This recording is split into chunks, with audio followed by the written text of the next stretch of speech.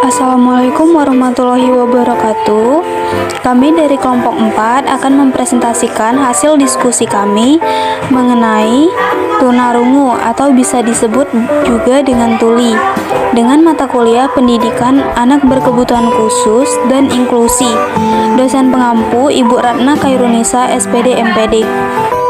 Kami dari kelompok 4 yang beranggotakan Resi Injayanto atau saya sendiri, yang kedua Nurianti, yang ketiga Atita, yang keempat Yasinta Olin Chandra. Pertama, definisi tunarungu. Tunarungu adalah orang yang kehilangan kemampuan mendengar sehingga menghambat proses informasi bahasa melalui pendengarannya, baik memakai ataupun tidak memakai alat bantu dengar, di mana batas pendengaran yang dimiliki cukup memungkinkan keberhasilan suatu proses bahasa melalui pendengaran. Sedangkan menurut para ahli, pertama, menurut Winarsi 2007, tunarungu adalah suatu istilah umum yang menunjukkan kesulitan mendengar dari yang ringan sampai berat, digolongkan ke dalam tuli dan kurang dengar. Sedangkan menurut Sudjihati tahun 2006, tunarungu adalah suatu keadaan kehilangan pendengaran yang mengakibatkan seseorang tidak dapat menangkap berbagai rangsangan, terutama melalui indera pendengarannya. Si ketunarunguan berdasarkan saat terjadinya, yaitu ada dua jenis. Yang A, tunarungu bawaan. Artinya ketika anak lahir sudah mengalami tunarungu dan indera pendengarannya sudah tidak berfungsi lagi. Yang ke B, tunarungu setelah lahir. Artinya terjadi ketunarunguan setelah anak lahir, bisa terjadi akibat kecelakaan atau suatu penyakit. Klasifikasi dan jenis tunarungu terbagi menjadi 5 golongan. Golongan yang pertama, kehilangan 15-30 desibel, mild hearing losses atau gangguan pendengaran ringan. Daya tangkap terhadap suara cakapan manusia itu normal. Golongan kedua, kehilangan 31-60 desibel, moderate hearing losses. Artinya ketunarunguan sedang, daya tangkap terhadap suara cakapan manusia hanya sebagian. Golongan ketiga, kehilangan 61-90 desibel, severe hearing losses atau ketunarunguan berat. Daya tangkap terhadap suara cakapan manusia itu tidak ada. Golongan 4, kehilangan 90-120 desibel, profound hearing loss atau ketunarunguan sangat berat. Daya tangkap terhadap suara cakapan manusia tidak ada sama sekali. Golongan 4, kehilangan lebih dari 120 desibel, total hearing loss atau ketunarunguan total. Daya tangkap terhadap suara cakapan manusia tidak ada sama sekali.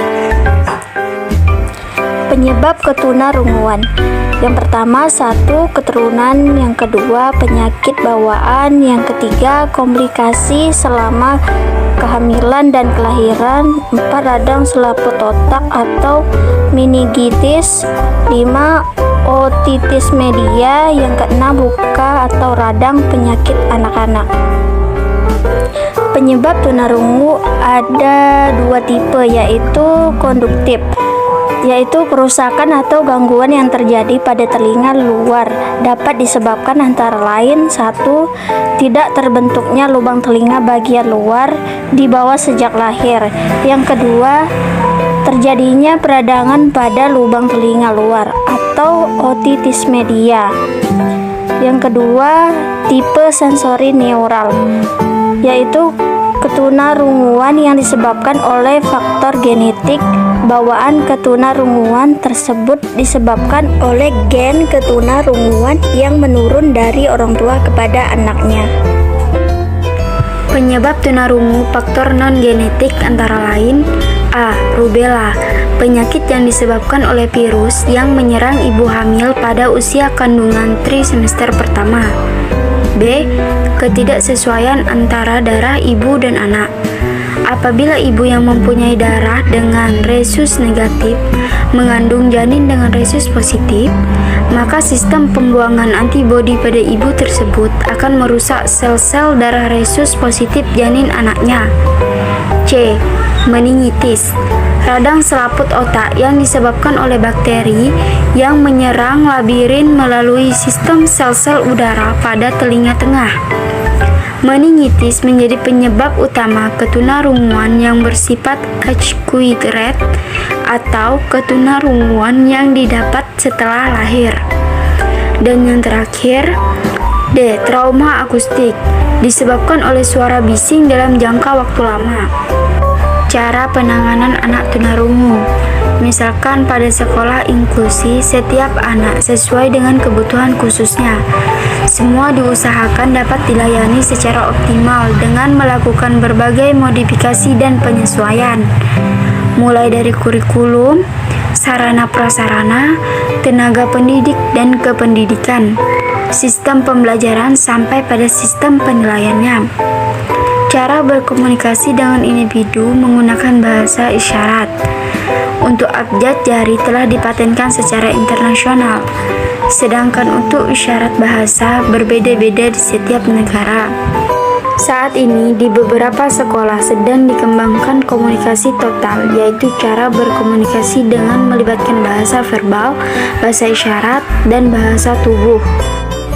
Solusi cara mengajar anak dengan pendengaran terganggu atau tunarungu, yaitu dapat melalui media pembelajaran dengan menunjukkan foto-foto, video, kartu huruf, kartu kalimat, anatomi telinga, miniatur benda, finger alphabet, model telinga, torso setengah badan, puzzle buah-buahan, puzzle binatang, puzzle konstruksi, silinder, model geometri, menara segitiga, menara gelang, menara segi empat, atlas, glove, peta dinding, miniatur rumah adat.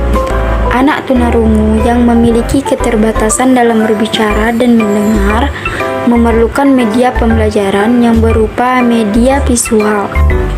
Adapun cara menerangkannya dengan bahasa bibir atau gerakan bibir. Media pembelajaran yang dapat digunakan untuk anak tunarungu adalah A. Media stimulasi visual. Pertama, cermin artikulasi. Kedua, benda asli maupun tiruan. Ketiga, gambar. Empat, bias kata. Kelima, gambar disertai tulisan. B.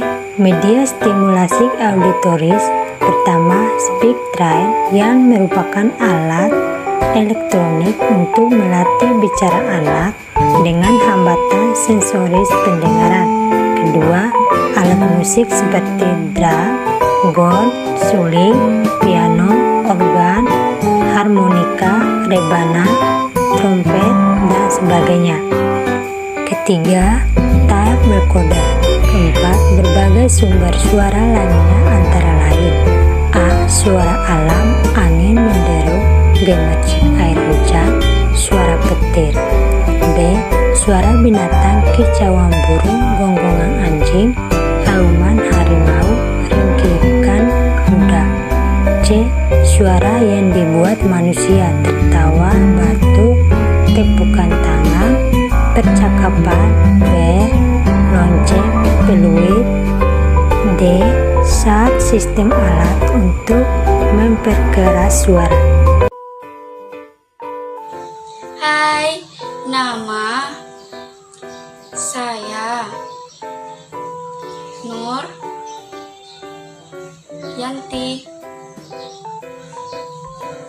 Jadi, kesimpulannya adalah kemampuan berbahasa anak tunarungu dapat berkembang dengan baik atau sebaliknya dapat dipengaruhi oleh berbagai faktor, khususnya faktor di luar diri anak, yaitu orang tua.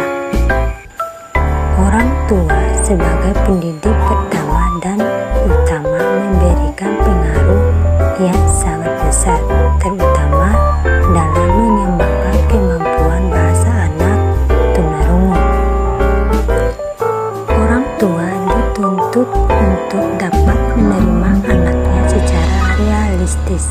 positif serta mampu menjalankan peran dalam mengembangkan bahasa anak tunarungu.